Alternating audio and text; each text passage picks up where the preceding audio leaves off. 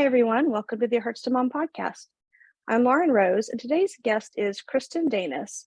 Kristin spent 3 years unemployed with mysterious, undiagnosed health issues while the doctors continued to tell her she was fine. She devised healing strategies, mindset shifts, and processes that helped her reclaim her career and her life. And now she is here to teach you how to do the same. Thank you for coming on. Thank you so much for having me on. I really appreciate the opportunity. And I think that we have a lot of overlap in maybe some of our life experiences and what we can talk about, even though I myself am not a mom. Yeah, and you don't have to be. I have lots of people who come on the podcast just with chronic pain and chronic illness issues. You don't have to be a parent. These things transcend whether you're a parent or not. Yeah, I'm sure it adds a whole other level of heartbreak and things to work around that I just haven't had to deal with. But I think I still have a lot we can talk about today. No, I think you do, based on kind of what we were talking about before we were recording. So tell us a little bit about yourself and your chronic illness journey. So today I am 38 years old and I have my life back. I was able to return to my career full time. I work out in the gym a couple days a week, working really hard doing strength training. I go on beautiful trips with my husband. I have a social life. I run a meetup group. I get to live life to my fullest again. But back when I was 25, that was not the case. That was when I began falling mysteriously ill. I would start having these severe energy crashes, is what I called them at the time, because I would just be going about my life. I'd be in the gym or I'd be walking around the office, and out of nowhere, I would get this weird feeling inside my body.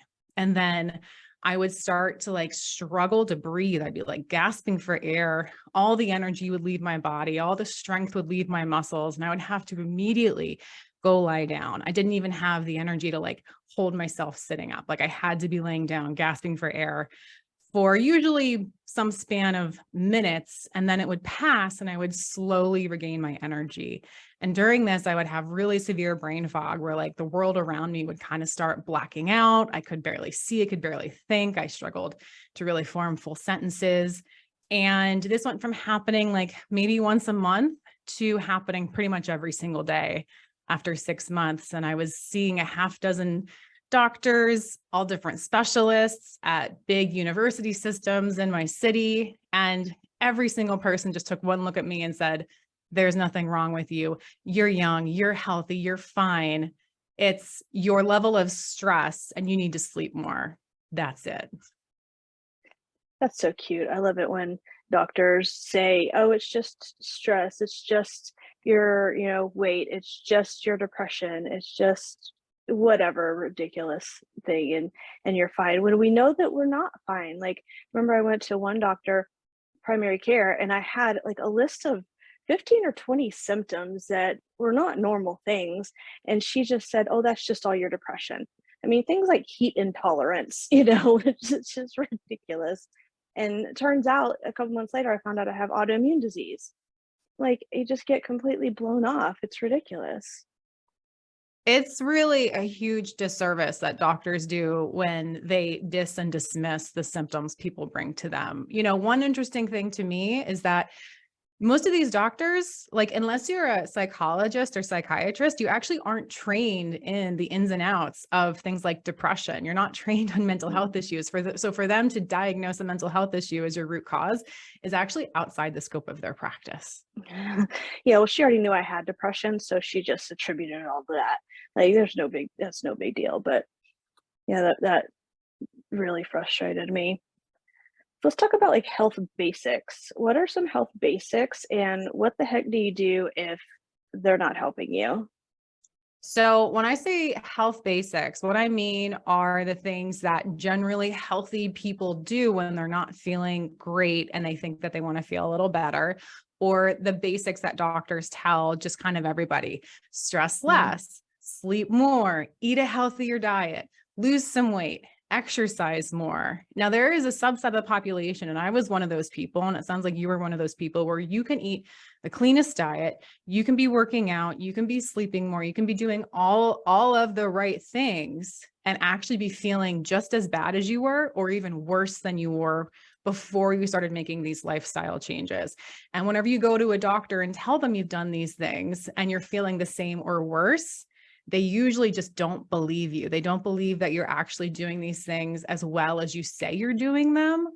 Or I don't know what's going on in the doctor brain. I try to make excuses for it, but I really shouldn't be.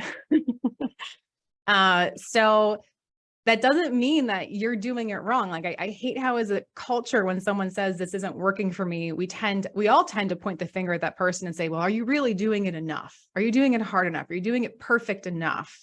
And there is some level of accountability that's needed, but there is also a certain point at which we as the individual need to say, it isn't my doing or not doing of these things. There's something else that is still seriously wrong that is not being fixed by these health basics. And that's your signal that something bigger and deeper and unconventional is going wrong in your body. When I say something unconventional going wrong in your body, I mean the things that doctors are not taught about in med school. So for me, and for a lot of other people, those things end up being autoimmune issues. Autoimmune issues are very common now. They're more common than they've ever been. And what that means is that 10, 20 years ago, a lot of the doctors who are practicing today didn't learn about them in med school because they weren't very prevalent at the time. So like there is a lag between what they learned then versus what their patients need them to know now.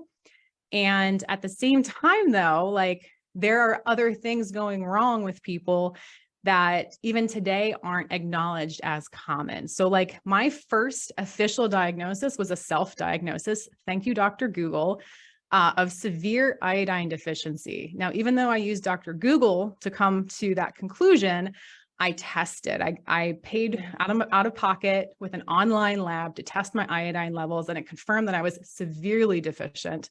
And then I took that to my GP at the time and said, I have iodine deficiency. Will you do another test to confirm it? And she looked at me like I had 18 heads and she says, nobody's gotten that since the 1800s. And I was like, well, I'm telling you, I have it. I have the hallmark symptoms. I have a test here proving it. Will you run one more test? And she was like unwilling to do it, but like, you know, she's like, okay, fine. Like you've tried everything else. Let's just run this test. Like she wanted to prove me wrong, I think. Yeah. And I was right. That was one of the many things I eventually was diagnosed with. And that is something that she was explicitly taught in med school. Nobody has anymore, but I have it. And since I've started talking about it, I know a handful of other women who have gotten tested and also have severe iodine deficiency. Oh, that's crazy. But you're right, there are a lot of things that doctors aren't taught in middle school that could really be beneficial to us, especially when it comes to like alternative healing and using food as medicine and things like that.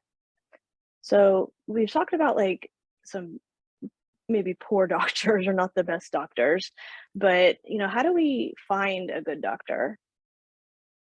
So finding a good doctor is one of those things that has become my specialty. And it's Uh, a bittersweet specialty I have because I love being able to help people and help my clients with this, but I shouldn't have to be good at this. Like we should just have more good doctors yeah, available to us. So, we talked a little bit about the reasons why it's hard to find the good doctors, and that's because the vast majority of doctors just have not been taught in med school how to be good doctors to patients like us, people with autoimmune conditions, people with things that aren't supposed to exist anymore, or I'm sure there are people who have things wrong that just haven't even been studied and documented yet, and there aren't even tests for it. Like, there's a huge spectrum of what can go wrong with the body, and we don't know everything about the body yet, far, far, far from it. So those are some hurdles when it comes to doctors being able to treat patients. Another hurdle is just that so many doctors disbelieve patients when they come and talk to them about their health issues. Like there is a big gap in just basic human trust and empathy and assuming that maybe the patient knows more about their experience than the doctor does. I mean, there's a million stories online about how there's a huge breakdown between what a patient shares and what a doctor believes. So all of those get in the way. But what I have found is that if you do enough research online, if you are able to dig deep enough into the internet, if you're able to work around the systemic obstacles that have been put in between the patient and the doctors who are practicing on the fringe of medicine, you can connect to those people. Now, there are a few reasons why it's really, really hard to connect to those doctors. And one of them, the big one, I think, is that the doctors who have not only gone to med school, who are still licensed, who accept insurance in their own solo practice, are super passionate about actually being able to help people. They have left the conventional like hospital medical system that is all about minimizing time with the patient and is all about a fast diagnosis, because they know that that isn't helping people, and they have taken the risk to become a business owner, and they have usually taken a big cut in pay to have their own practice like this.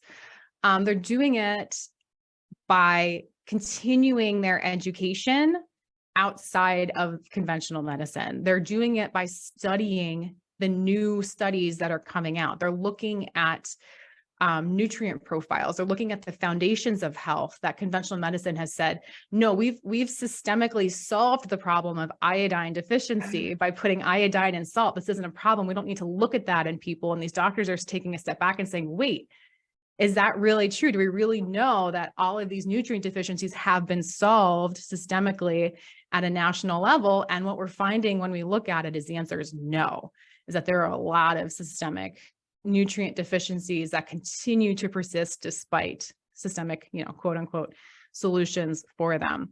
So, and I'm not just saying doctors only look at nutrient status, but that is one aspect of medicine where they are continuing to educate themselves about ways to test patients and diagnose patients and treat patients outside of conventional medicine. And the reason they're so hard to find is because these people are healers. First and foremost, they are dedicated, passionate healers. They are not always the best business people. They don't know about SEO. They don't know how to make themselves super findable on the internet. They're not marketing themselves because they want to spend all their time actually helping people. So that is one reason they are harder to find. So you need to have like really good internet research skill, chops, and the right process and the right tools to be able to find them. Yeah, I try to research anybody that, my family or I are going to go to, and also get recommendations. I mean, there's plenty of social media platforms where you can ask, hey, do you know a good GI doctor in the area? And you can get referrals, and then you can go look them up and look up their reviews and their ratings. And so, kind of an off topic question, because it's not specifically related to a doctor, but a lot of the reviews that I see are, the doctor is fantastic. However, the office staff is a nightmare. So, do you think it's worth dealing with nightmare office staff who don't do insurance correctly and don't return phone calls and whatever other nightmares or overcharge you, to see one of these really great doctors? Or is it just not worth the headache? Yeah, that is a good question because it does happen way more often than it should. And like within that ballpark of issues is also the doctor has gotten really popular and they're booked, and now you're waiting 3 months in between appointments. Is it, like when you face these sort of like logistics problems, these like people problems in between you and your, best health, it's hard to like give like one yes or no, you should or shouldn't do it, but there's a lot to consider there. Like, do you have other options? Are you even aware of anybody that you feel is even close to as capable of helping you as this doctor? Like, if they are your only option that you're aware of, then, it's unfortunate you have this extra burden on you as the patient to manage their staff for them, because that's essentially what you're doing when the staff is making mistakes and you're having to point them out and fix them. Like, you're managing the staff, and that's something that you should be talking to the doctor about, saying, hey, Mhm. I need your help, but the the energy burden, the mental burden of managing your staff's mistakes has me thinking that I might actually be better off just not even working with you. And a good doctor is going to hear that and take that very, very seriously. Someone who really cares about his patients or her patients is going to say, okay, wow, there's no way this is the only person having this issue. I have something I need to fix.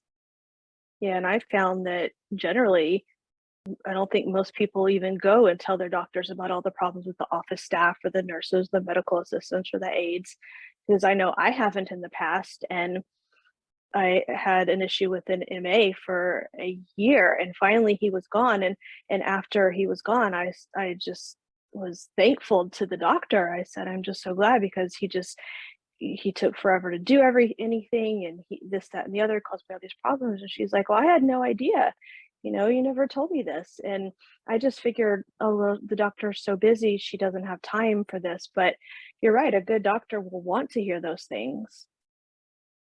Yeah, they don't take it as like, oh, this is a whiny, complaining patient. Like if they care about you as the patient and they're the kind of person who's listening to your symptoms and believing you about what's going on, they're going to extend that to your experience. And especially if you have like documented papers and emails and whatever else to back up what you're talking about.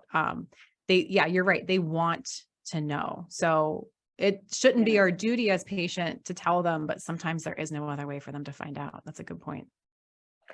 So how are we going to know if we found a good doctor? What are some of the hallmarks? Mm. So I love this question. I love talking about this because there isn't enough focus on who are the good doctors and how do we know? Like there's a lot of complaining about the bad ones for good reason. But first and foremost, a great doctor is someone who has enough time in their appointments to actually have a conversation, especially if you have been struggling with severe chronic health issues for years. You need to find somebody who has minimum 1 hour initial appointment, because if they don't have at least an hour, there is no way they're going to get your full health history, be able to ask questions, go deeper, answer your questions. So I would say that first and foremost, you want to make sure that they prioritize time with you. Unfortunately, that means they may have to charge you an extra fee on top of your insurance, or maybe they can't accept insurance because they just aren't getting paid enough to cover their location, their staff, like there's a lot of costs to being a doctor, and they need to make a living too. So number one, time with the patient. Number two, when you actually talk to them, how well do they listen? Do they believe you? Are there questions doubting you and probing at like how maybe like you don't really know what's going on with yourself? Or are there questions really trying to deeply understand your experience in more detail? Another way that you found a good doctor before you've seen them is in the Google reviews. So you talked about the reviews. So like there are a lot of practices who have a bunch of 5-star reviews, but once you actually read the Google reviews, they're kind of bland. They're just like, oh, this doctor was so great and they were so nice and I feel so much better. And that's good. I'm happy for that person.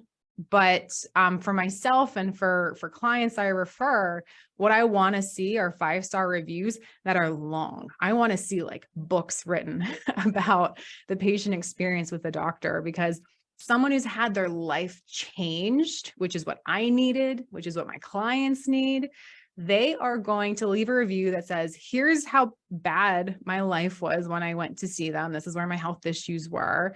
They're going to say, this is what my experience was like with them. They're going to have some good things to say and some not so good things to say. They're probably going to talk about how much time it takes. And it usually takes a long time. If you see someone talking about having to work with a practitioner for like a year or two, that's a very good sign it's a legit review, because this stuff does take time, even though we don't want it to. These 30-day quick fixes and stuff, I've never seen that work for anybody long-term. I've never seen those results like last when you have severe health issues.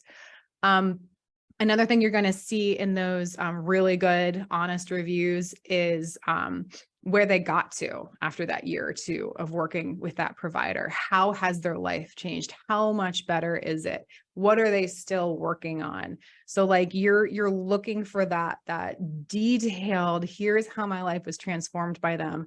And the more of those 5-star or even 4-star reviews you see, the more you know that you've found one of those like doctors who is a genuine healer, invested in actually making a difference in people's lives and not just like treating surface symptoms. So those are a few ways to know you found a good doctor. Yeah, as I think about some of the good doctors that I've had, one of the big ones, like you mentioned, is time spent with me. One of them, I had this neurologist I went to, and I'd been having, migraines for, at that time, about 10, 11 years. And when I went to, and I tried lots of things. And when I went to her on my first appointment, she knew more about my medical history than I did, because there were a lot of things I'd forgotten about. But she had spent all this time reading my previous history. And so she knew everything I'd already tried. And it was fantastic. And another doctor I had, my first rheumatologist, I went in there with all these symptoms, and I mean, he immediately just started testing. He tested to exclude everything. I mean, he did 12 vials of blood on my first test, and that's how I found out I had autoimmune disease, which I didn't even go in there thinking that that was even a possibility. I thought maybe I had fibromyalgia or something. Well, I mean, for your sake, I'm glad you had something specific like an autoimmune disease and not a syndrome, not just a syndrome like fibromyalgia, because autoimmune diseases tend to be far more treatable than syndromes. But wow, I mean, what a difference it makes to have a doctor who's proactive about learning about your health history. That's phenomenal. And then a doctor who takes you seriously enough to say, you know what, there's something going on here. I don't really know what. So let's run a bunch of tests to Yeah. just cast a wide net, take a good look under the hood, and then we can progress from there. Yeah, absolutely. They were incredible. Unfortunately, one had cancer and had to leave practice. And then the rheumatologist, I moved 4 hours away, so I can't see him anymore. So I'm still working on finding some good doctors here in my area.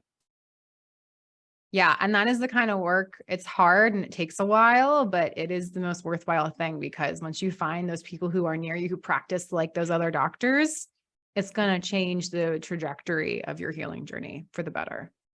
I agree.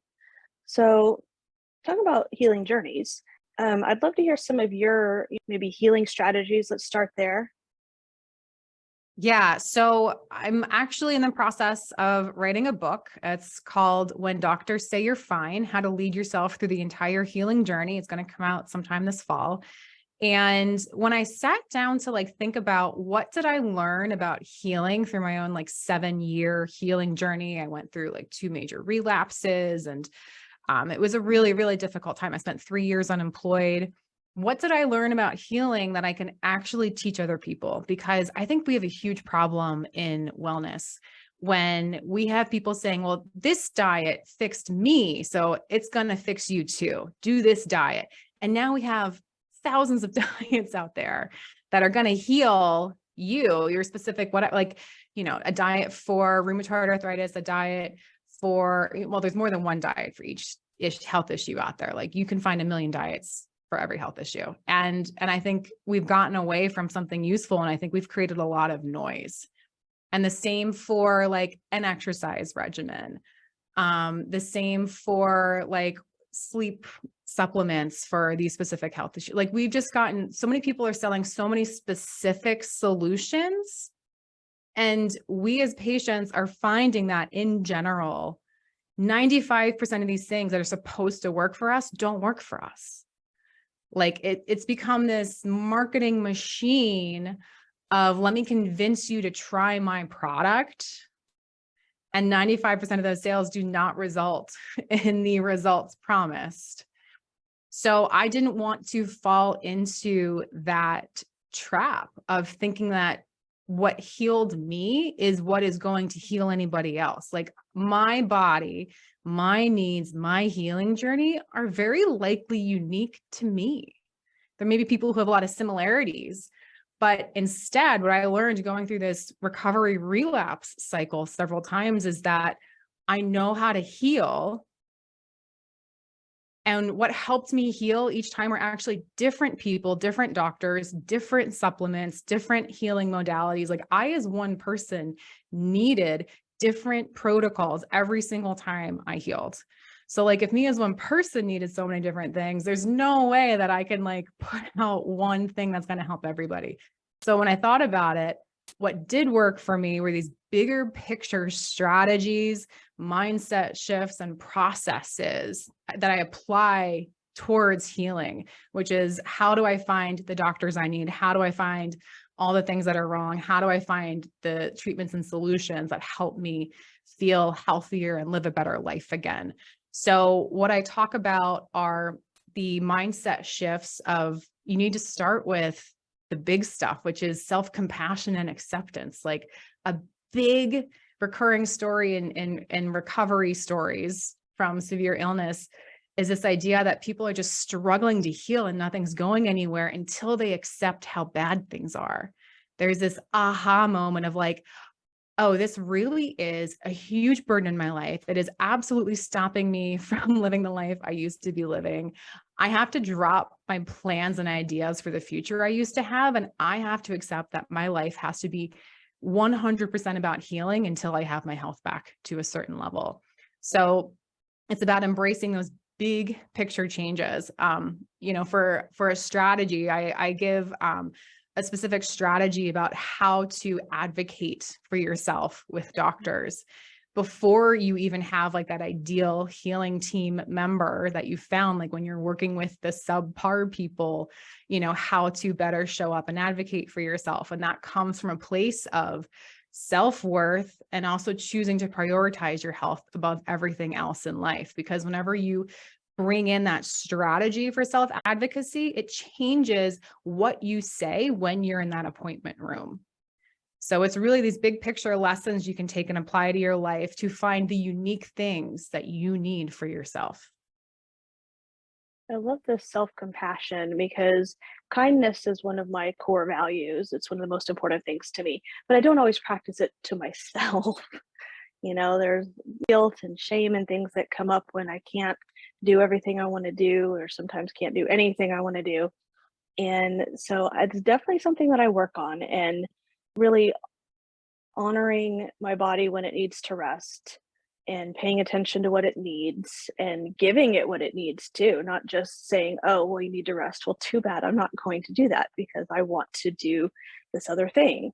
But actually, honoring it and giving my body what it needs, and not feeling so guilty about that, because my body is telling me something important. My pain is telling me something important. It's communicating something to me, whether that's I need to rest, or that I've still need to process certain trauma, or that I need to let go of some anger, or whatever it is. It's telling me something, and I need to pay attention to it and do what it says. Yes, that is a crucial point that I love to write about, which is your body is in charge. You have to take it back. You cannot, you're not, your mind is not in the driver's seat when it comes to healing, to what you need to do, when you need to do it, the pace at which you need to do the healing work. Your body is leading and calling all the shots. Yeah, and that's a bummer for a lot of us because, just having chronic pain, chronic illness, there's that unpredictability, there's that lack of control, and that just really stinks. It's really scary to know that I'm not actually in control of my day. Yes, if control makes you feel like you have some assurance about what is going to happen next, it can feel very comforting to a lot of us. A lot of us have been taught to have control as a way of like feeling like we're in control of our lives and where it's going. Giving up that mental control to the body can feel so frustrating. It can feel so limiting. It can feel like we're giving up on everything good and everything we've ever wanted and everything we ever want to do. It can feel like giving up on being, the partner we want to be, the mom we want to be, the career woman we want to be, when we let our body take the driver's seat. But what I've found is that while in the short term, it was really hard and my life went a lot slower, now that I have like regained my ability to like live a full life, letting my body continue to lead actually has resulted in a far happier, far more fulfilling and joyful life than I ever imagined possible before I got sick. Yeah, sometimes giving up control is the best thing that you can do. It is. I don't know if you ascribe to a lot of feminine energy, masculine energy polarity, but that idea of giving up control and going and accepting what is and going along with what is actually one way to a much more satisfying life for people who are more feminine by tendency. What advice do you have for someone who knows that they're not fine, but the doctors can't find anything wrong with them and just tell them that everything's fine? You need to stop seeing that doctor. So Mm, I call this being your own healing expedition lead. Like you are on a journey into uncharted lands. There's no map. No one can tell you how to get from where you are to that mountain peak you see off in the distance. And you have to assemble a team of people who are going to help you achieve that journey across these lands. And if someone is hindering your ability to do so, they need to be out of your life ASAP. And you need to put all that time and energy into finding someone who is going to help you. One caveat to that, if you are working with somebody who is insisting that you're fine, but you have maybe some idea of what's wrong, or you have some testing you want run, I do recommend using that doctor who's unhelpful as far as you can. Meaning, if you have a specific diagnosis you're after or a specific test you want run, ask them to do it. Okay. And if they are going to refuse, try having a little conversation with them about it. And if they are firm on denying you that care, ask them to write it down in your chart that they are refusing to do this. And what that does is by documenting their refusal to care for you, they are putting their reputation and potentially their job on the line. They can get in trouble if it's documented that they refused a test or something that was later deemed medically necessary. If they prolonged your time to getting a diagnosis or to getting help, they can get in trouble for that. So it doesn't work every time. They're not always going to say, yeah, okay, sure, I'll give you the test instead. But sometimes they do. And it is one way to get help out of somebody who doesn't want to help you. yeah, I did. I was seeing a natural medicine doctor for a while, and she was telling me that something was going on with my hormones. I forget exactly what it was, but oh, my I forget something was off. DHEA, that's one. Yeah, I think it was the DHEA was low, and I went to my OB-GYN and I said, "Yeah, this natural medicine doctor did this weird stuff on me," and she said, "My DHEA is low." And he said, "Well, that's kinda odd, but I guess I'm curious to see if she's right." So he ran the test, and sure enough, she was right. So a lot of doctors, like you said, wanna prove you wrong, but at least by doing the test, even if you're proven wrong, at least you know. Yeah. So that's the thing. Like, and there's two sides to testing. Of course, we want a diagnosis. We want to know what's wrong. But if we're hoping for every single test to show us what's wrong, that actually gets us into a really emotionally draining place. Because what we do is we end up hoping that this is going to be it. We pin all of our hopes and dreams on this. We dream of having a diagnosis. We dream of having something to treat us that actually helps us feel better. And most of the tests run don't show anything wrong. Like even for severely ill people, most tests run are okay and fine. That's one reason it's so hard to find what's wrong sometimes, because it takes so many tests for some people before they find what's actually wrong with them. So like pinning all your hopes and dreams on every test is actually a huge energy expenditure emotionally. And these emotions that are costing us energy, especially when we have severe chronic illness, are big enough that we notice the drainage from the hope and disappointment cycle that can get us into. So I love that about what you said about like, it's worth it just to know what's not wrong. it's healthier and way more sustainable and way less draining to go into all of this testing with an experimental mindset of, I think this will tell me something and it might show me what's wrong and it might show me what's not wrong. And I find the testing and the cost and the time and everything that goes into that worth it either way, like developing that mindset of this is going to tell me something that's worthwhile and I'm going to continue to test either way. Right. Yeah, that makes sense. I like it. So where can we get more information about you? So there is my website, kristindainis.com, DAINIS.com. And I have also started a TikTok recently, Kristin Dainis on TikTok. And then I also have a YouTube channel with over 150 videos on it at this point, with years worth of healing journey advice from me. So that's from chronic fatigue to chronic abundance on YouTube. Awesome. I'll have to go check that out. Well, thank you so much for coming on. It's been a pleasure. Absolutely. I'm so glad that we connected in the group. And, you really feel like a really great listener. It's actually really wonderful to do this podcast with you because of how patient and like what a good listener you are and how your questions are really good and connected to everything we've been talking about. And that doesn't always happen. So I appreciate that. Thank you. Make sure you subscribe to this podcast so you don't miss any health, parenting, or life advice. For my freebie 30 ways to relieve pain without taking a pill, go to ithurtstomom.com/tips. If you have any comments, suggestions, or want to be on this podcast, email me at ithurtstomom@gmail.com. I wish everyone a blessed and pain-free day. Thanks.